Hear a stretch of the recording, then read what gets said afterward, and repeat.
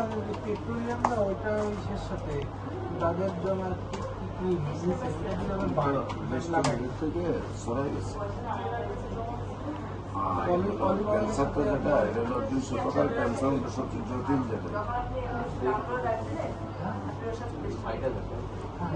চিকিৎসা কোথা চলতেছে আপনার ডক্টর ফারুক সাহেবের কাছে ওনার এখান থেকে অপারেশন করা হয়েছে। আমি আপনাকে অপারেশন ভিডিওটা দেখাই। আমাকে